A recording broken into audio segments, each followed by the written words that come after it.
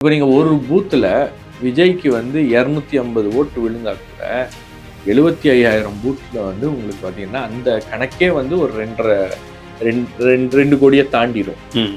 இப்போ 2 கோடி வாக்குகளை விஜய் வந்து வாங்குவாரா வாங்க மாட்டாரா அப்படின்றது வந்து யாராச்சும் உறுதியாக சொல்ல முடியுமா? இதில் என்ன மக்களுக்கு முன்பு இருக்கக்கூடிய கேள்விகள் என்ன? ஒன்று, மீண்டும் திமுக ஆட்சி தொடர வேண்டுமா? புதிதாக வந்திருக்கக்கூடிய விஜய்க்கு ஒரு வாய்ப்பு கொடுக்கலாமா? மூன்றாவது, அதிமுக பாஜக கூட்டணிக்கு ஒரு வாய்ப்பை கொடுக்கலாமா? இதுதான் கேள்வி. இதுல எந்த சாய்ஸை மக்கள் எடுத்திருக்காங்க அப்படின்றத நேத்து நீங்க வந்து போலிங் பூத்ல அந்த வாக்காளர்கள் எல்லாம் கொஞ்சம் பார்க்கும்போது யங்ஸ்டர்ஸ் உடைய இன்வால்மெண்ட் நிறைய இருக்கு. யங்ஸ்டர்ஸ், அதாவது புதிய வாக்காளர்கள், இளைஞர்கள், பெண்கள், அதே போல உங்களுக்கு வந்து ஏபொலிட்டிக்கல் பீப்புள், அதாவது அவங்க வந்து ஓட்டு போட கூட வெளியே வர மாட்டாங்க. அவங்க எல்லா அரசியல் விஷயங்கள்ல இருந்து நம்ம பொலிட்டிக்கல் எங்களுக்கும் அரசியலுக்கும் அப்படின்னு அப்படி போயிடுவாங்க. அந்த மாதிரி ஆட்கள்லாம் வராங்க அப்படின்னா அவங்க வந்து ஒரு விஷயத்தை மாற்றுவதற்கு தான் வராங்க. ஒரு விஷயத்தை மாத்தணும் அப்படின்னு, ஒரு ஸ்டேட்டஸ்கோவை வந்து நான் ஏத்துக்கிறேன் அப்படின்னு வரதில்லை. இன்னொன்னு நீங்க சொன்னீங்க, என்ன சொன்னீங்க? எஸ்ஐஆர் காரணம் காட்டுறாங்க. இல்ல, அதாவது 100 பேர் இருந்த இடத்துல 70 பேர் ஓட்டு போட்டதுக்கும் 90 பேர் இருக்கிற இடத்துல 70 பேர் ஓட்டு போடுறதுக்குமான வித்தியாசம் இருக்கு. அதை ஏன் நீங்க இவ்வளவு பெருசா பேசுறீங்க? அது விஜய் ஃபேக்டர் கிடையாதுன்னு நியூட்ரலைஸ் பண்றாங்க. இந்த தேர்தல்ல விஜய் ஃபேக்டர் இல்லை அப்படின்னா திமுக வந்து இவ்வளவு பணம் கொடுத்து, அதிமுக இவ்வளவு பணம் கொடுத்து வாக்குகளை வாங்க வேண்டும் அப்படின்ற அந்த விஷயங்கள் எல்லாம் அரங்கேறியே இருக்காது. இவங்க ஜெயிக்கிறாங்க அப்படின்னா காசே கொடுக்க மாட்டாங்க. இன்னொரு விஷயம் நீங்க ரொம்ப முக்கியமா கவனிக்க வேண்டியது என்னன்னா, உங்களுக்கு பூத்ல ஒரு பூத்ல எவ்வளவு, ஒரு 800 வாக்காளர்கள் இருக்காங்கன்னு, அதுல ஒரு 200 பேர் தாவேக்கு ஆதரவாளராக இருக்க மாட்டான், இல்ல விஜய் ஃபேனா இருக்க மாட்டான், விஜய் வாக்காளர்களாக இருக்க மாட்டாங்க. அப்படி நீங்க எடுத்துக்கிட்டாலும் ஒரு 250 ஓட்டு இருக்குன்னு வச்சுங்க ஒரு பூத்ல. அந்த பூத் அதே அந்த 250 அப்படின்றது வந்து உங்களுக்கு ஒரு பூத்ல 400 இருக்கலாம், ஒரு பூத்ல 100 இருக்கலாம், ஒரு பூத்ல வந்து 200 இருக்கலாம், ஒரு பூத்ல 300 இருக்கலாம், எப்படி வேணா மாறலாம். ஆனா ஆவரேஜா ஒரு பூத்ல 250 அப்படின்னா ஒரு 800 பேர் இருக்கக்கூடிய பூத்ல 250 அப்படின்ற ஓட்டு வந்து விஜய்க்கு மட்டுமே போகுது அப்படின்னா ஒட்டு மொத்தமா 75,000 ஓட்டுக்கு எவ்வளவு நம்பர்ஸ் வரும்? கிட்டத்தட்ட 33% வந்துடும். 33% வந்து உங்களுக்கு சீட் கன்வெர்ட் ஆகாதா? 25% மேல நீங்க போனீங்கனாலே seats will start getting converted. Seats convert ஆக ஆரம்பிச்சிடும். இப்போ விஜயோட இம்பாக்ட் வந்து உங்களுக்கு ஒண்ணுமே பண்ணலன்னா, விஜய் இந்த தேர்தல்ல பிரச்சாரம் பண்ணல, ஒண்ணுமே பண்ணல, ரொம்ப கேண்டிடேட்டை மட்டும் போட்டுட்டு ரொம்ப அமைதியா இருந்துட்டாரு அப்படின்னாலே விஜய்க்கு வந்து 15% கிடைக்கும் அப்படின்னு சொல்லிட்டு கணிப்புகள்லாம் வந்து தெரிவிக்குது. இப்போ விஜய் வந்து எஃபெக்டிவா பிரச்சாரம் பண்ணல, நார்மலா தான் பிரச்சாரம் பண்ணியிருக்காரு. மக்களுடைய எதிர்பார்ப்பை வந்து பூர்த்தி செய்யற அளவுக்கு பிரச்சாரம் பண்ணல. ஆனாலும் இதெல்லாம் பண்ணாம கூட மக்கள்கிட்ட ஒரு எதிர்பார்ப்பு இருக்கு, ஒரு மாற்றம் வேணும் அப்படின்ற எதிர்பார்ப்பு இருக்கு. நான் போய் பல ஊர்களுக்கு போய் பேசும்போது விஜய்க்கு ஒரு வாய்ப்பு கொடுப்பீங்களா? கொடுக்கலாமே, ஏன் கொடுக்கக்கூடாது, புதுசா ஒரு ஆள் வரட்டுமே அப்படின்னு ஒரு விஷயத்த அவங்க சொல்றாங்க. அப்படின்னும் போது அதுல இருந்து நமக்கு வெளிப்படுகின்ற ஒரு விஷயம் என்னன்னா, இந்த 2 கட்சிகள் மீதும் திமுக, அதிமுக கடந்த 70 ஆண்டு காலமாக மாறி மாறி இவங்களுக்கு போட்டிருக்கோம். புதுசா ஒரு ஆளுக்கு ஏன் வாய்ப்பு கொடுக்க கூடாது அப்படின்ற அந்த எண்ணம் அப்படின்றது மேலோங்கி இருக்கு. இது நமக்கு ரொம்ப கிளியரா தெரியுது. இப்ப நீங்க ஒரு பூத்துல விஜய்க்கு வந்து 250 ஓட்டு விழுந்தா கூட 75,000 பூட்ல வந்து உங்களுக்கு பாத்தீங்கன்னா அந்த கணக்கே வந்து ஒரு 2 கோடியை தாண்டிடும்.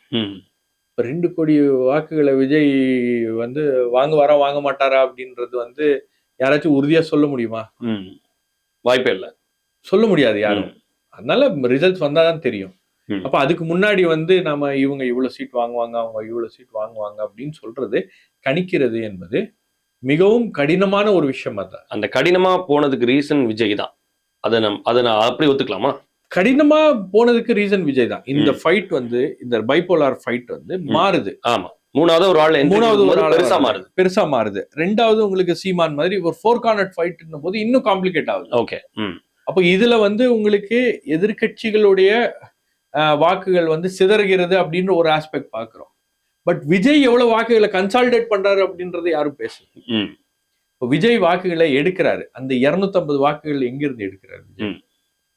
150 அதிமுக இருந்து எடுக்கிறாரு, 100 திமுக இருந்து எடுக்கிறாரு. அப்ப இந்த மாதிரி அவர் வந்து ஒவ்வொரு பூத்லயும் எடுக்க ஆரம்பிச்சாருன்னா எனக்கு தெரியல. இந்த கணக்குகள் எல்லாம் நாம வந்து எப்படி உட்கார்ந்து அனலைஸ் பண்றது அப்படின்றது ஒரு கேள்விதான். இது ஒரு டிபேட்டபிள் டாபிக் தான். அவரே சொல்றாரு மாயாஜால கணக்குகளை வந்து மாத்தி உடைச்சு நொறுக்கி இருக்கிறாங்க மக்கள் அப்படின்னு அவர் அவ்வளவு கான்பிடென்டா சொல்றாரு. அதான் சொல்றேன் நானு. ஏன்னா இந்த எலெக்ஷன்ல இந்த நம்பர்ஸ் இதெல்லாம் தாண்டி நான் களத்துல பார்த்த விஷயம் என்னன்னா ஒரு சென்டிமெண்ட். புதுசா ஒருத்தர் வந்தா நமக்கு அவங்க வாய்ப்பு கொடுக்கலாமா வேண்டாமா அப்படின்ற சென்டிமெண்ட் வந்து ரொம்ப அதிகமா இருக்கு. மக்கள் அதை வந்து இது பண்றாங்க. இது தெரியாத ஒரு ஆள் வந்து உங்ககிட்ட கேட்டாங்கன்னா மக்கள் கொடுக்க மாட்டாங்க. கண்டிப்பா கொடுக்க மாட்டாங்க. நன்கு தெரிந்த விஜய் வந்து விஜய் இவ்வளவு ஆண்டு காலமா பாக்குறாங்க.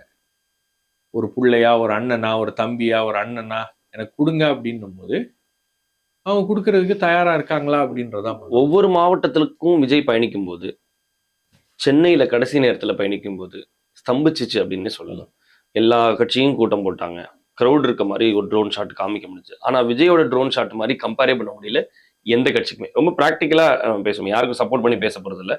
ஸோ அப்படி இருக்கும்போது இது எதுவுமே ஓட்டா மாறாதுன்னு சொன்னாங்க. ஆனா அது மாறி இருக்கோ அப்படின்ற கேள்வி இன்னைக்கு வந்துருச்சு. இல்ல நிச்சயமா உங்களுக்கு விஜய்க்கு வாக்களிக்கின்றவர்கள் விஜய்க்கு வாக்களிக்க வேண்டும் அப்படின்றத அவர் கட்சி ஆரம்பிச்சார் பாருங்க, அப்பவே முடிவு பண்ணாங்க. எலெக்ஷன் தேதி எப்போ வரும் சொல்லுங்க, நாங்க டிக்கெட் புக் பண்ணிட்டு வரோம்னாங்க. நீங்க 2 லட்ச ரூபா 3 லட்ச ரூபா செலவு பண்ணிட்டு வந்து ஓட்டை போட்டுட்டு அடுத்த நாள் ஃபிளைட் பிடிச்சிட்டு திரும்பி போகக்கூடிய நபர்கள்லாம் வந்து நடந்துச்சு. இதெல்லாம் நடக்காது அப்படின்னு நினைச்சோம், நடந்துச்சு. அப்போ விஜயுடைய கேஸ்ல சில விஷயங்கள்லாம் வந்து எக்ஸ்ட்ராடினரியா இருக்கு. இன்ஃபேக்ட் என்ன சொல்றாங்கன்னா, அதாவது இந்த ஓட்டிங் பேட்டர்ன்ஸு களத்துல என்ன நடந்துட்டு இருக்கு அப்படின்றத ரியல் டைம்ல அசஸ் பண்ணக்கூடிய காவல்துறையுடைய ஒரு செட்டப் இருக்கும். அதெல்லாம் இன்டெலிஜென்ஸ்லாம் கேதர் பண்ணிருப்பாங்க. அவங்களே சொல்றாங்க, இந்த விஜயுடைய தமிழக வெற்றி கழகத்துடைய பெர்ஃபார்மன்ஸ் வந்து எக்ஸெம்ப்ளரியா இருக்கு. நாம எதிர்பார்த்ததை விட பிரம்மாண்டமாக அவங்க வந்து அவங்களுடைய பெர்ஃபார்மன்ஸை இந்த தேர்தலில் கொடுத்துருக்காங்க அப்படின்றது. அப்ப இதுல இருந்து ஒரு விஷயம் என்ன தெரியுதுன்னா, விஜயை வந்து எல்லா அரசியல் கட்சிகளும் அண்டர் எஸ்டிமேட் பண்ணியிருக்காங்க. மட்டம் தட்டி ஒன்றும் தெரியாது, நீங்க வந்து புதுசா வந்திருக்கீங்க, உங்களுக்கு என்ன தெரியும் அப்படின்னு ரொம்ப ஏளனமா அந்த கட்சியை வந்து நடத்தியிருக்காங்க அப்படின்றது.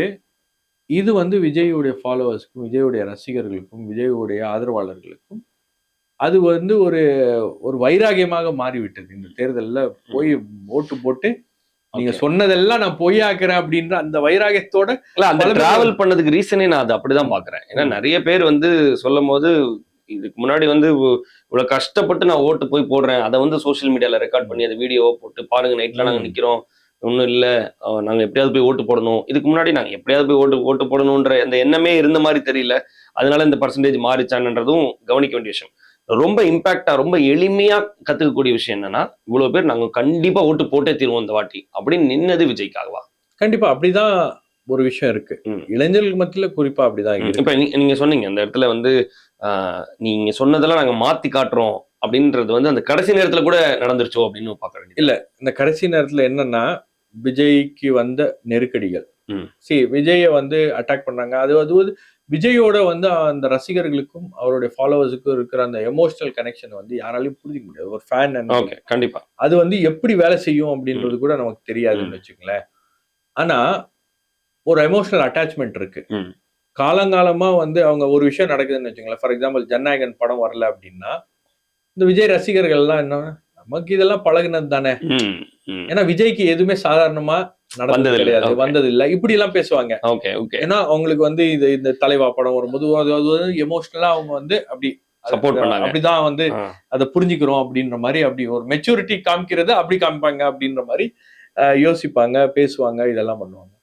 இப்ப இந்த இதுல கூட நீங்க பாத்தீங்கன்னா விஜய வந்து ரொம்ப மட்டம் தட்டுறாங்க, விஜய ரொம்ப ஏளனம் பேசுறாங்க. நீங்க அவருடைய தேர்தல் அந்த பிரச்சார பாடல்லையே அவர் வந்து விஜய் தண்ணி ஆளு என்ன பண்ணிட முடியும் அப்படின்னு என்ன ஏளனமா பேசுறீங்கல்ல, நான் பண்ணி காட்டுறேன் அப்படின்ற அந்த விஷயம், அந்த கொஞ்சம் நவுந்தாக்கா 8 கோடி பேர், கொஞ்சம் நவுந்தாக்கா 8 கோடி பேர் அப்படின்னு அந்த வரி அப்படின்றது அது ஏதோ சும்மா வந்து அது யோசிச்சிருக்காருல்ல, என்னை வந்து நான் அரசியலுக்கு வரணும்னு நினைக்கிறேன், ஏதோ ஒன்று பண்ணணும்னு நினைக்கிறேன், ஆனா என்னை வந்து இவ்வளோ போட்டு நீங்க என்ன அட்டாக் பண்றீங்க, ஏளனம் பண்றீங்க அப்படின்னு அந்த சென்டிமெண்ட் தான் வந்து பல பேரை வந்து அவருக்கு ஒரு சிம்பத்தி ஃபேக்டரை உருவாக்கி கொடுத்தது.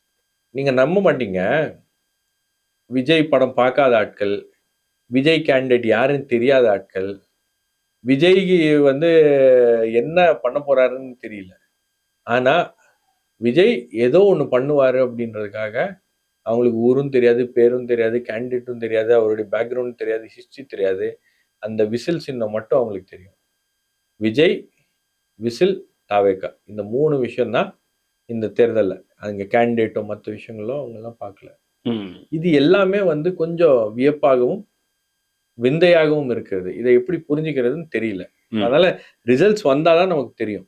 கண்டிப்பா. இப்ப விஜய பத்தி நாம வந்து ஏன் இவ்வளவு பெருசா பேசுறோம், மத்த நடிகர்கள் பத்தி பேசல அப்படின்னா, வேற எந்த நடிகரும் சமீப காலமாக இவ்வளவு பெரிய ஒரு இம்பாக்ட வந்து கொடுக்கல, தமிழக அரசியல்ல கொடுத்ததில்ல. இந்த 2 திராவிட கட்சிகளுக்கு சில நடிகர்கள் அரசியல் வரும்போது சேலஞ்சராக இருந்திருக்கிறார்கள். ஃபார் எக்ஸாம்பிள் விஜயகாந்த்லாம் பெரிய ஃபைட்ட கொடுத்தாரு. ஆமா. ஆனால் விஜய பார்த்து பயப்படுற அளவுக்கு விஜயகாந்தை பார்த்து அவங்க பயப்படல. ஏன்னா விஜயகாந்த் ஒரு எலெக்ஷனுக்கு அப்புறம் வந்து விஜயகாந்த் வந்து கொஞ்சம் ஒரு வித்தியாசமான ட்ராக்ல போயிட்டாரு அப்படின்னும் போது அவரை சமாளிச்சிட்டோம் அப்படின்னு. விஜய் அப்படி சமாளிக்க முடியுமா அப்படின்னு தெரியல. விஜய் இன்னொரு ஒரு 25% அவர் கிராஸ் பண்றாருன்னா 2 கட்சிகள்ல ஏதோ ஒரு கட்சியோட மேஜர் ஓட் பேங்கை வந்து அவர் எடுக்கிறாரு. ஏதோ ஒரு மேஜர் ஷிஃப்ட் கீழே நடக்குது.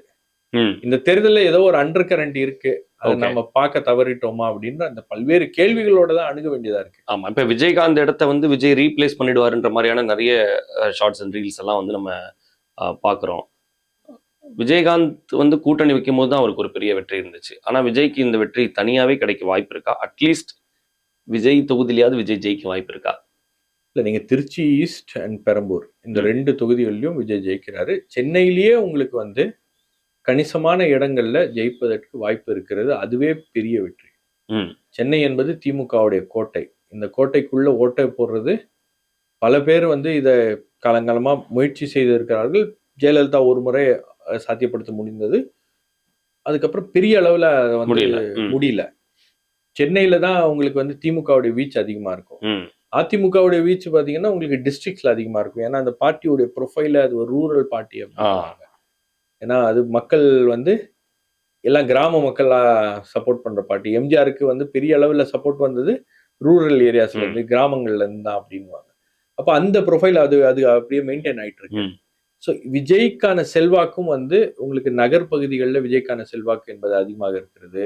கிராம பகுதிகளில் இல்லைன்றாங்க, பட் கிராம பகுதிகளிலும் விஜய்க்கான செல்வாக்கு இருக்கு. என்ன ப்ராப்ளம் அப்படின்னா பூத் லெவல்ல உங்களுக்கு இவங்க இருக்கணும், ஆளுங்க இருக்கணும், இது இருக்கணும், அது இருக்கணும்னு சொல்லும் போது விஜயை பொறுத்த வரைக்கும் அவர் கட்சியில கேண்டிடேட் இருந்தா போதும்.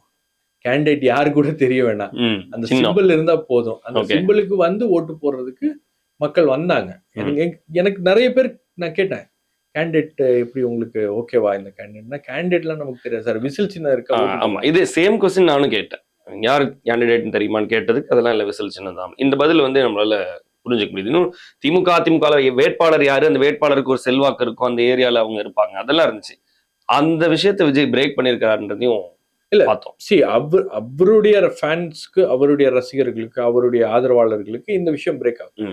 மேபி இது ஃபர்ஸ்ட் எலெக்ஷன்றதுனால விஜய் உடைய வருகை, விஜய்க்கு ஒரு வாய்ப்பு கொடுக்கணும், விஜய் வந்து இந்த எலெக்ஷன்ல விஜயை வந்து வீழ்த்துவதற்கு இந்த 2 கட்சிகளும் வந்து பெரிய அளவுல இது பண்றாங்க.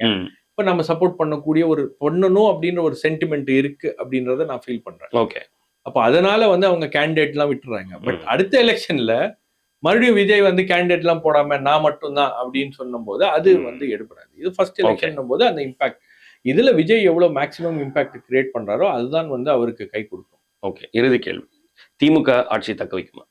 இல்ல, எனக்கு என்னை பொறுத்த வரைக்கும் உங்களுக்கு வந்து இப்ப இருக்கக்கூடிய இந்த சூழல்ல விஜய் யாருடைய வாக்குகளை பிரிக்கிறார் அப்படின்றது பொறுத்துதான் பலருடைய வெற்றி தோல்வி என்பது தீர்மானிக்கப்படும்.